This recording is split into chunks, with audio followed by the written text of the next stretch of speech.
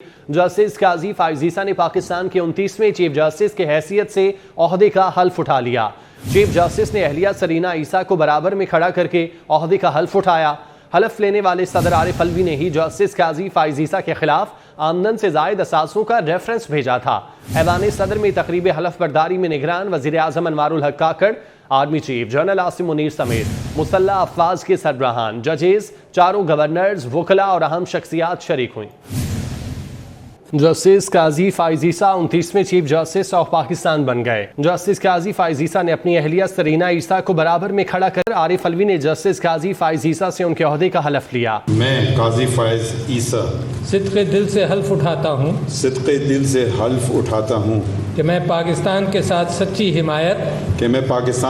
सच्ची हिमायत और वफादारी निभाऊंगा। हल्फ बर्दारी के आगाज से पहले जस्टिस काजी फाइज ईसा ने अहलिया सरीना ईसा को बुलाया और अपने साथ खड़ा किया। सरीना ईसा हल्फ बर्दारी मुकम्मल होने तक उनके साथ मौजूद रहीं। तकरीब हल्फ बर्दारी ऐवान सदर में हुई, जिसमें निगरान वज़ीर आज़म Anwaarul Haq Kakar, army chief general Asim Munir समेत मुसल्लह अफवाज के सरबराहान, जजेस, चारों गवर्नर्स, वकला और अहम शख्सियात ने शिरकत की। किसी खौफ या रियायत के बगैर और किसी रग़बत या इनाद के बगैर इंसाफ करूंगा। May Allah Almighty help and guide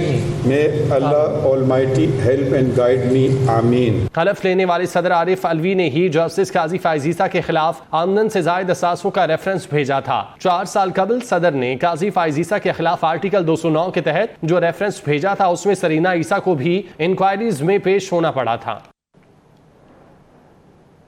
justice काजी फाइजीसा ने पाकिस्तान के 29वें चीफ जस्टिस का हलफ उठा लिया। हलफ बर्दारी की तकरीब में जस्टिस काजी फाइज ईसा ने अहलिया सरीना ईसा को साथ खड़े करके तारीख रकम कर दी। हलफ उठाने के बाद डिस्ट्रिक्ट एंड सेशन जज जजीला असलम की बतौर पहली खातून रजिस्ट्रार तैनाती समेत अहम फैसले भी लिए गए। बात करते हैं, अमानत गशकोरी हमारे साथ मौजूद हैं। अमानत, बताइएगा हलफ बर्दारी के बाद कौन कौन से अहम फैसले किए गए हैं आज?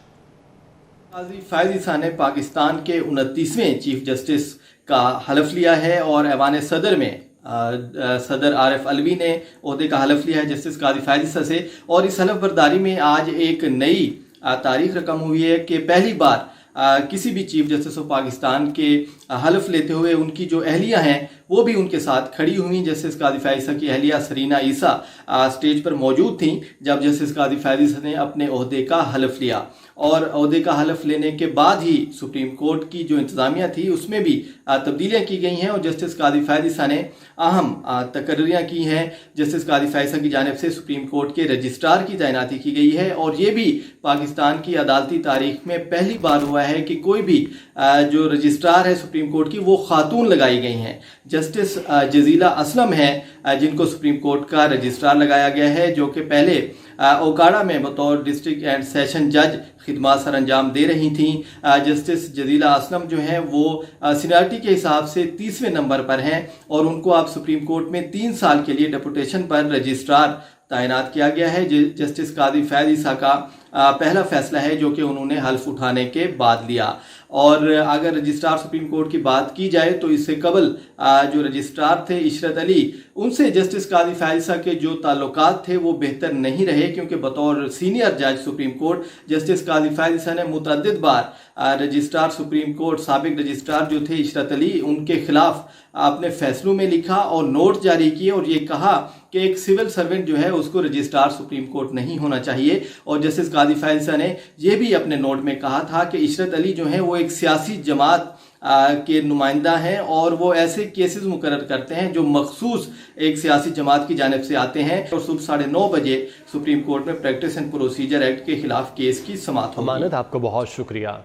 Supreme court practice and procedure act case chief justice ने पहला बेंच तश्कील दे दिया। Supreme court practice and procedure act case की समाअत के लिए फुल कोर्ट समाअत का रोस्टर जारी कर दिया गया। चीफ जस्टिस काजी फाइज ईसा की सरबराही में 15 जजेस पर मुश्तमिल full court supreme court practice and procedure act के खिलाफ दरख्वास्तों पर समाअत करेगा। पाकिस्तान की अदालती तारीख में पहली बार किसी केस की समाअत बराह रास्त दिखाने की तैयारियां। ज़राए के मुताबिक चीफ जस्टिस पाकिस्तान काजी फाइज ईसा ने प्रैक्टिस एंड प्रोसीजर एक्ट के खिलाफ केस की समाअत लाइव दिखाने की हिदायत की, जिसके बाद PTV पर केस की समाअत बराह रास्त नशर करने के लिए इंतजामात का जायजा लिया जा रहा है। बात करते हैं अमानत गशकोरी हमारे साथ मौजूद हैं। अमानत, बताइएगा डिटेल्स। जी, चीफ जस्टिस पाकिस्तान जस्टिस कादी फैज़ ने आज ही अपने ओहदे का हलफ लिया है और आज ही उन्होंने अहम फैसले भी किए हैं। प्रैक्टिस एंड प्रोसीजर केस जो है वो भी मुकर्रर किया गया है फुल कोर्ट के सामने। तो कल केस की समाअत जो है वो 9:30 बजे शुरू होनी है। ताहम जस्टिस कादी फैज़ ने केस की जो समाअत है वो पाकिस्तान टेलीविज़न पर लाइव दिखाने के लिए अमीरा को हिदायत की, जिसके बाद ज़राए के मुताबिक PTV की तरफ से जो हुकाम थे वो भी उन्होंने भी सुप्रीम कोर्ट का दौरा किया और कोर्ट रूम नंबर 1 जहां पर केस की समाअत होनी है वहां पर लाइव दिखाने के इंतजामात का जायजा लिया गया। हाल जो है वो PTV इंतजामिया की जानिब से ये बताया गया कि कुछ वक्त लग सकता है लाइव स्ट्रीमिंग के लिए। इससे कबल जस्टिस कादी फैज़ जो हैं वो अपने केस के दौरान भी लाइव स्ट्रीमिंग की इस्तदा कर चुके हैं। जब उनके खिलाफ 2019 में रेफरेंस दायर किया गया था तो रेफरेंस की जो समाअत थी वो जस्टिस कादी फैज़ ने PTV पर बराह रास्त दिखाने की बाकायदा दरख्वास्त दायर की थी। ताहम उस वक्त का जो बेंच था उन्होंने जस्टिस कादी फैज़ की लाइव स्ट्रीमिंग की जो इस्तदा थी वो मुस्तरद कर दी थी। ताहम दोबारा अब जस्टिस कादी फैज़ ने खुद ये फैसला किया है कि जो अहम केसेस होंगे, जो अहम मुकदमात होंगे उनको लाइव दिखाया जाए। ताहम अभी तक जो है वो फैसला नहीं हो सका कि कल का जो केस है अब वो लाइव दिखाया जा सकता है या नहीं। ठीक है अमानत, आपका बहुत शुक्रिया। साबिक वज़ीर आज़म शहबाज शरीफ ने जस्टिस काजी फाइज़ को चीफ जस्टिस पाकिस्तान का मनसब संभालने पर मुबारकबाद और नेक तमन्नाओं का इजहार किया। शहबाज शरीफ ने कहा, उम्मीद है अदल के ऐवानों में अदल की रिवायात का डंका बजेगा। अदल, आइन, कानून और ज़ाब्तों की पासदारी से ही मुमकिन है। शहबाज शरीफ ने अपने पैगाम में कहा, अवाम अदल इंसाफ की फराहमी की मुंतज़िर है। उम्मीद है कि दुनिया में पाकिस्तान की अदलिया की साख और नेकनामी में इजाफा होगा। दुआ है कि नए चीफ जस्टिस पाकिस्तान अपनी जिम्मेदारियों में सुरखरू हों।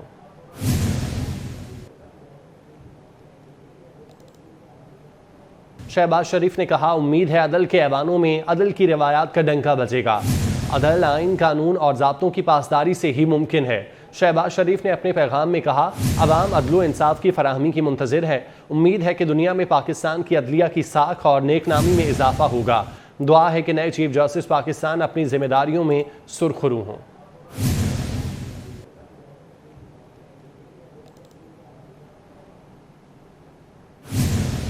साबिक वफाकी वजीर शेख रशीद अहमद को गिरफ्तार कर लिया गया। इस्लामाबाद पुलिस ने शेख रशीद को रावलपिंडी में निजी हाउसिंग सोसाइटी में उनके घर से गिरफ्तार किया। शेख रशीद के भतीजे शेख शाकिर और मुलाजिम इमरान को भी पुलिस ने हिरासत में ले लिया है। साबिक वफाकी वजीर शेख रशीद अहमद को गिरफ्तार कर लिया गया है।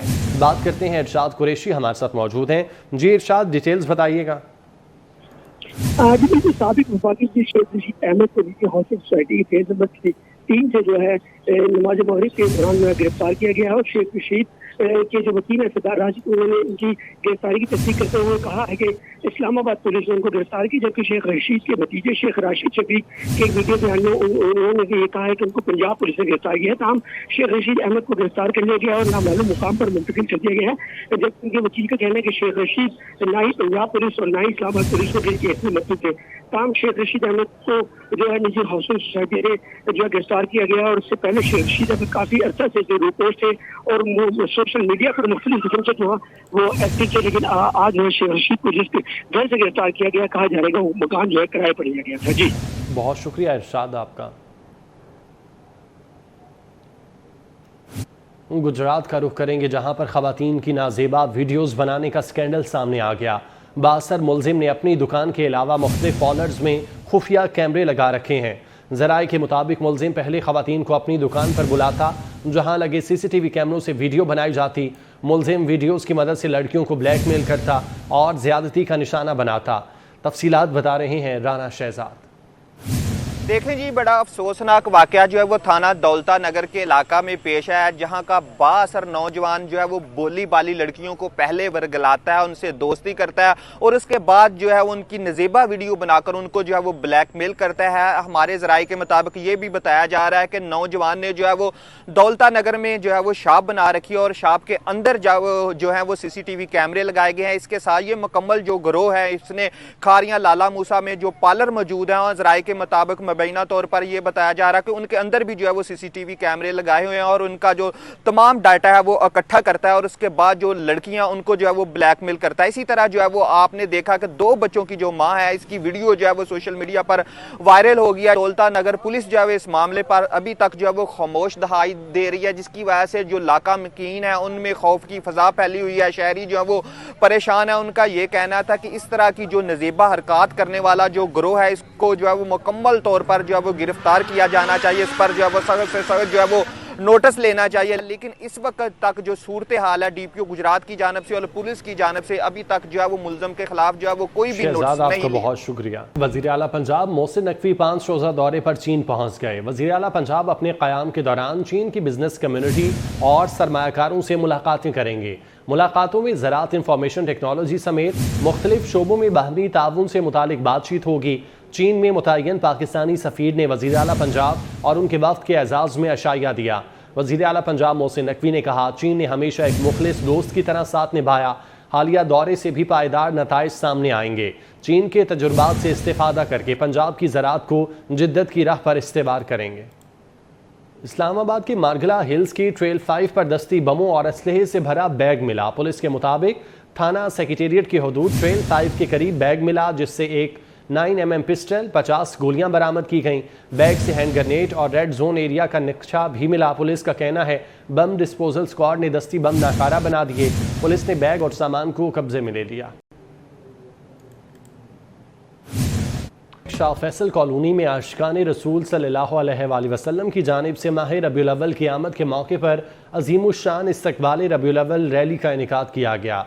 Rally Jamia Masjid, सहरवर्दिया, golden town से शुरू हुई और अपने मुक़र्रर रास्तों से होती हुई मिलत टाउन पर इख्तिताम पजीर हुई। बरतानिया के होम ऑफिस ने वीज़ा की 45 कैटेगरीज की फ़ीस बढ़ा दी है। नोटिफिकेशन भी जारी।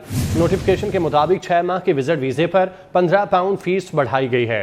बात करते हैं bureau chief London Asad Ali Malik हमारे साथ मौजूद हैं। असद, बताइएगा डिटेल्स। जी बिल्कुल, बरतानिया के होम ऑफिस ने वीजा की 45 कैटेगरीज की फीस में इजाफा करके है। इन फीसों से मुतालिक जो नोटिफिकेशन जारी किया गया है उसकी तफसील कुछ यूं है कि नोटिफिकेशन के मुताबिक आपको ये बताते चले कि जो विजिट वीजा है उसकी